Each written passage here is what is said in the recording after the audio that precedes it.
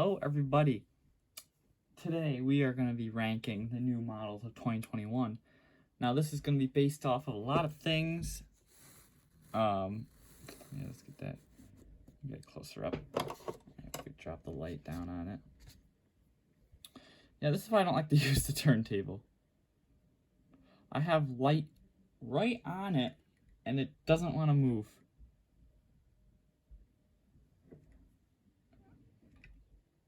Like,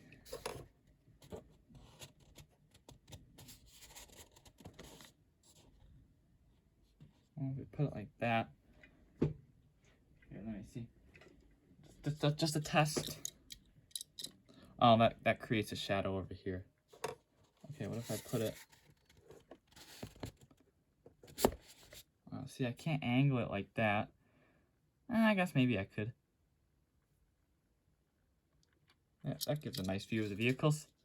And at least it's moving. Right, yeah, you can see it. Yeah, alright, we good. Yeah, we're going to be ranking the vehicles. And this was hard, guys. This was hard. There was a lot of thought. And out of the, 17 vehicles, you know, none of them are terrible. I mean, I only bought the ones I liked. And some of you might be surprised by my rankings. And I'm trying not to be biased. I'm not putting all the Nissans on the top. Like, okay, I like Nissan. No, this is simply for... I'm doing this based on livery, casting, like the execution, basically. And there's going to be a couple could have been, should have been, would have been, stuff like that. And we'll start with one of those. Coming in at number 17th place for me is the Huracan wide body. I just don't think they really needed to do the Mad Mike deco on the first color. I know they have a good partnership with him, but this deco really does not work for me in a Lamborghini. And I know that was a long time ago. But this thing does have good custom potential. It's decent. It's hard to detail out of the smaller areas, and yeah, I had trouble in the back there. So, yeah, and the details in the rear aren't really refined that good. It's okay, but it's hard to tell where what is. But yeah, there's my pick for number 17. Okay, as it falls off the table. Number 16, the EB110. I know a lot of people were going head over heels for this one, but it really didn't work for me. I think they could have done better on this, proportion-wise. And I know a couple of you agreed with me what I had to say about it. So yeah, that's why it's lower on the list.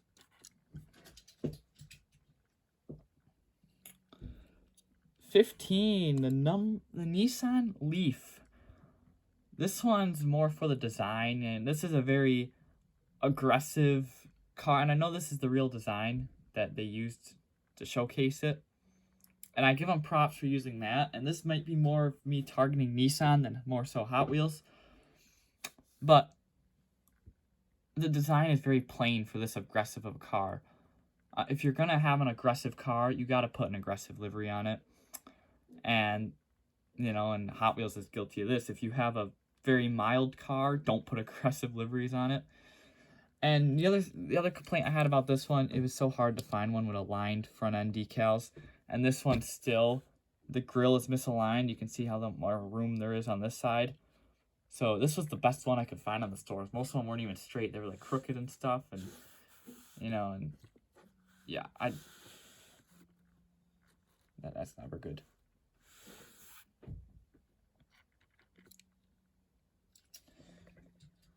Number 14, the C8 Corvette. This is the .R. I love the livery. Casting, it's a bit flat, I think. You know, this is just my opinion. It's a bit flat, and the front end's a bit chunky. I also don't like how the front end. Now, I'm not too familiar with the real car, so maybe I'm more complaining about the real car being flat and the front end looking weird, but, you know, that diffuser comes out way too far. And, you know, that opening, this whole opening in the front here, you know, it's just kind of odd. You know, it doesn't look much like a C8. It's very flat and wide, and, you know, I would prefer the regular C8. But yeah, the deco's good. Wheels are good. Number 13? Yeah. The GR Supra. Now, I don't have a single complaint about this casting. I like the casting. It's the deco. The deco's a bit plain, and I appreciate them doing a plain deco. I just don't like that stripe. It goes down the side, and then it crosses over onto the fender like that. I don't like it. And I also don't like the headlight decals, or, well, the front end of it. I've already talked about the front end of it. It was hard for them to align the decals, and I could tell that. And I think they made the front a bit too pointy.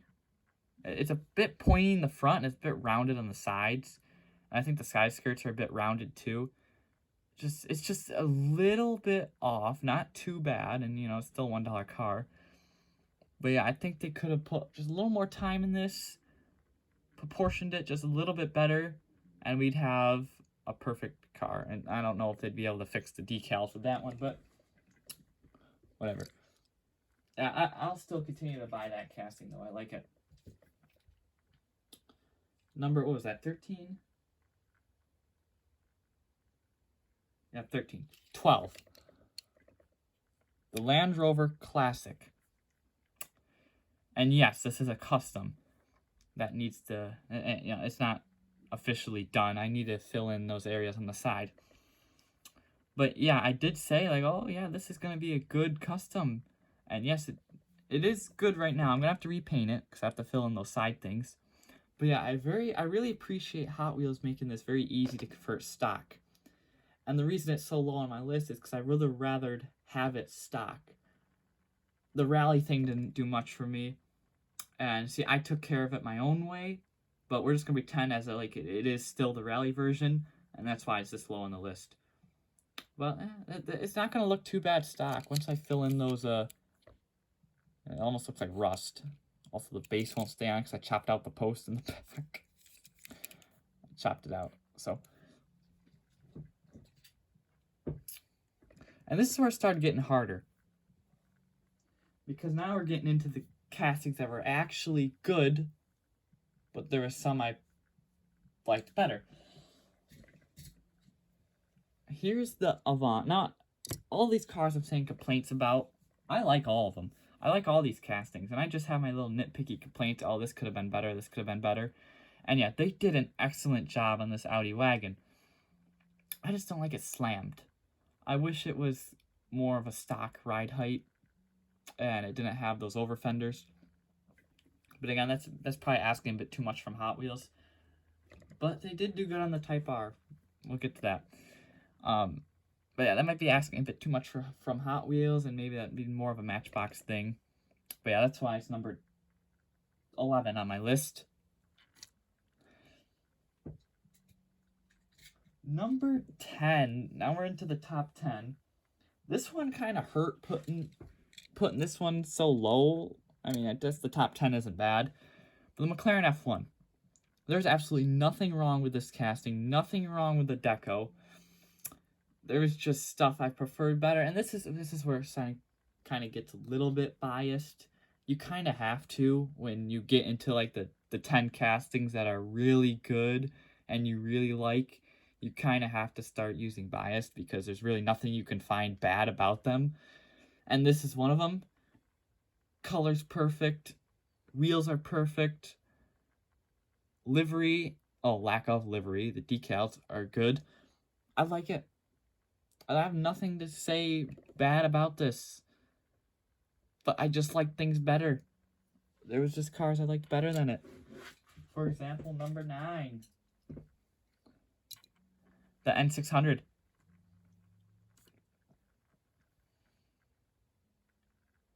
this thing was super unique for them to do.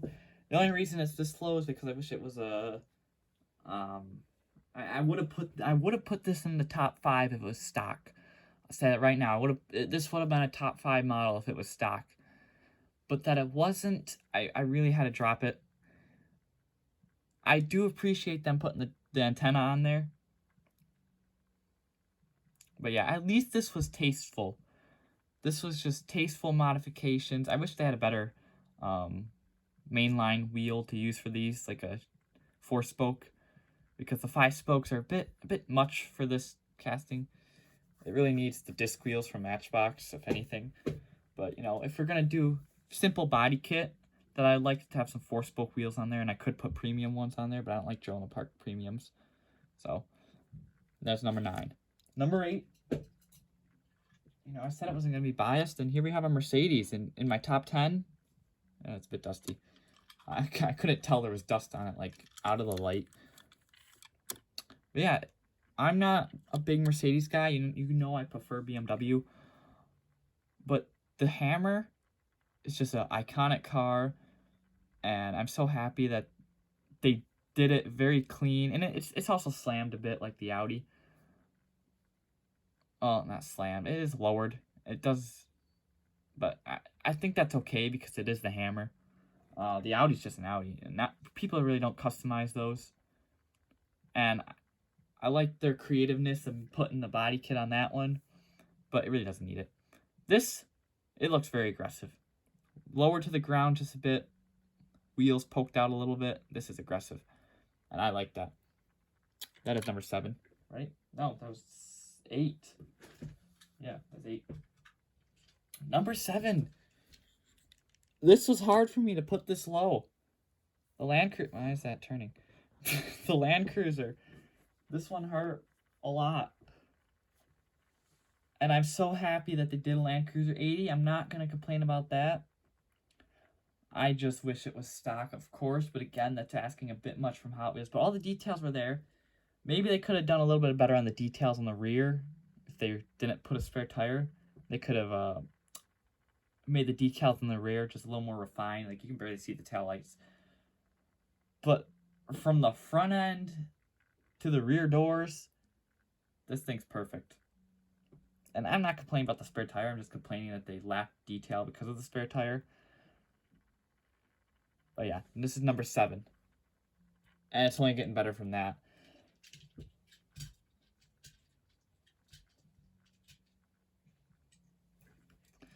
Number 6, the R390.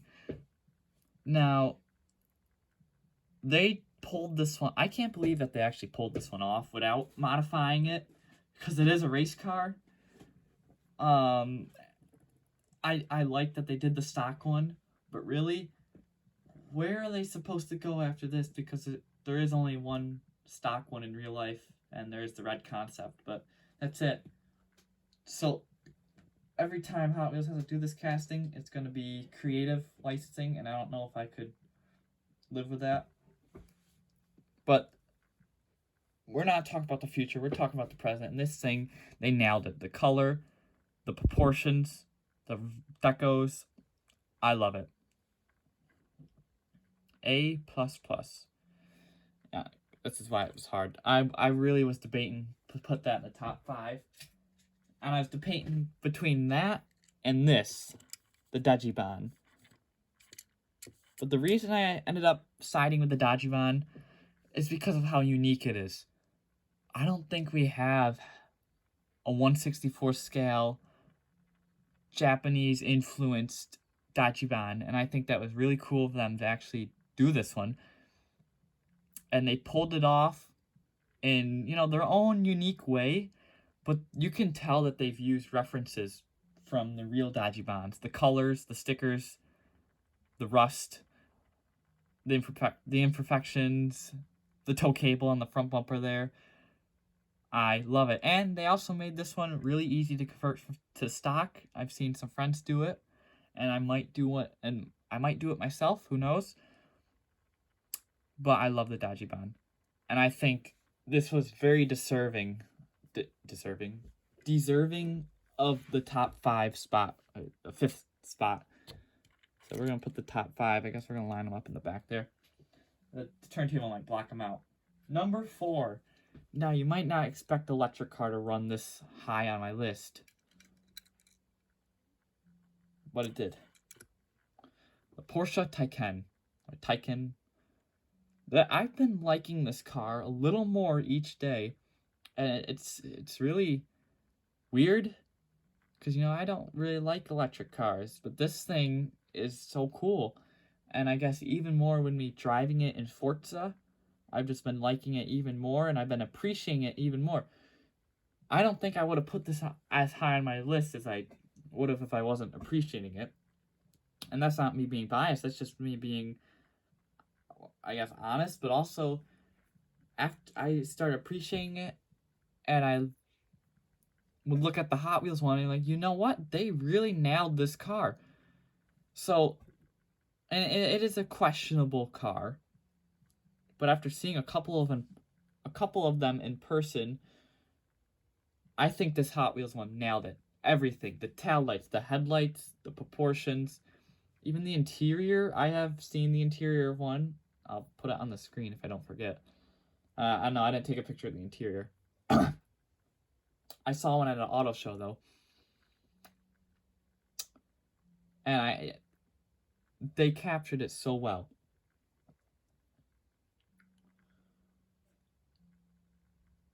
Yeah, that's all I have to say about that. I like it. I like that a lot. Now we're into the top 3. And you guys are probably expecting this to be my number 1. But it wasn't. The Liberty Walk R35. I have nothing to say about this. I got no complaints. I like that they gave it the full details.